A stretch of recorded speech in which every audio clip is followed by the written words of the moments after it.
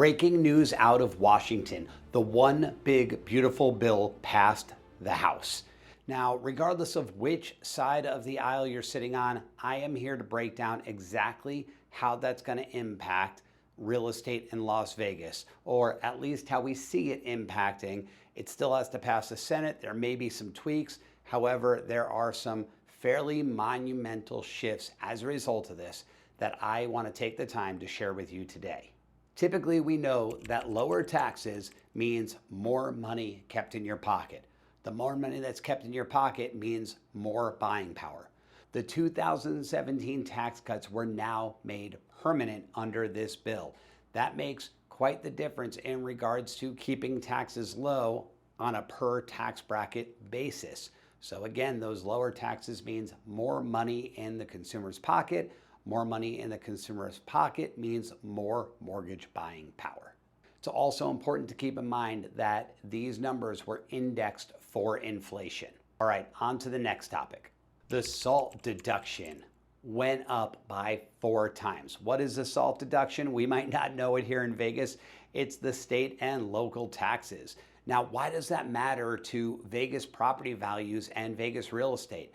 Well, simply because we have so many people moving here from states like California, New York, Connecticut, New Jersey, where state taxes and local taxes are so high.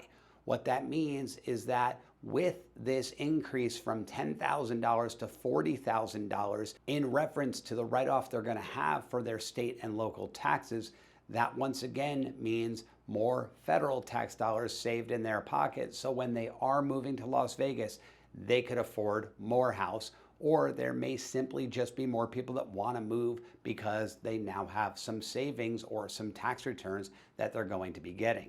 It is going to impact the Vegas market because, well, we have a lot of transplants here, and that is an important factor in our overall market.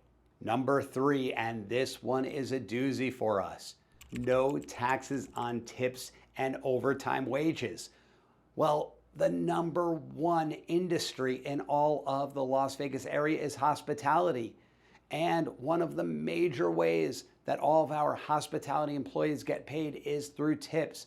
Whether you are a hotel employee, a valet parker, a server, a bartender, tips is a major portion of your income. If those tips are not taxed at a federal level, that's going to be saving people 10, 15, 20, 25, even all the way up to 39% on their tipped income. That is going to be huge. Think about it. If somebody is tipped at the level of, say, $50,000, which many high-end servers, valet parkers, dealers are, and they're, let's just say, in the 20% tax bracket, that means $10,000 more to their pocket. That $10,000 may be the difference to them buying their first home, maybe selling the home they're in and upsizing, maybe selling the home they're in and downsizing if they're now an empty nester, but interest rates were getting in the way of them doing that, or possibly even buying an investment property. So this no tax on tips piece is going to be huge for the state of Nevada and the city of Las Vegas, Henderson, and North Las Vegas. This bill also makes the mortgage interest deduction permanent. This is a huge win for homeowners and really encourages home ownership, because keeping the sanctity of that homeowner's deduction really gives a great tax benefit for those that are or will become homeowners. Now think about it. There are times in the market where rents are actually less than what a mortgage would be.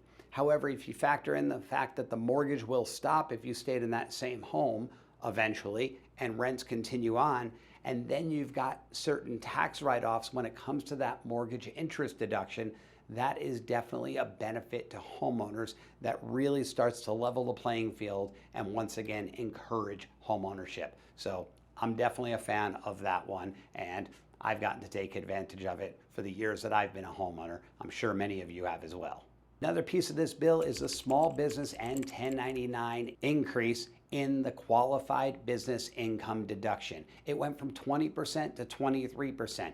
So when you've got that, you've got your small business income. Let's hypothetically say a small business made $50,000. they actually get to write off that $50,000 at a 23% rate as opposed to a 20% now, and ultimately get that tax write-off, helping again keep more money in the pocket of that actual individual. Now, we have a lot of small business and 1099 employees here. There are tons of contractors.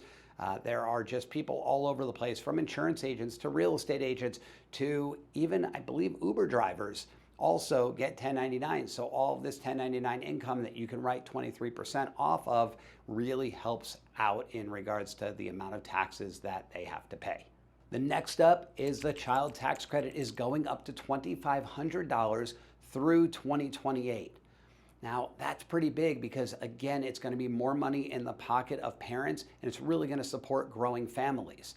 Another thing is that you can use child investment accounts for first-time home ownership. That is a huge opportunity for a lot of those people that have those child investment accounts. And what this really does is encourage generational wealth and home ownership planning. So that could be pretty exciting for families when they're really thinking about their legacy, what they're leaving behind, and how they're going to take care of the generations that continue on, because we all know there's a lot of scary stuff. We're thinking about jobs that are here that might be taken away by AI and robots and all these different things. So having ownership of stable assets is key to our family and generational opportunities.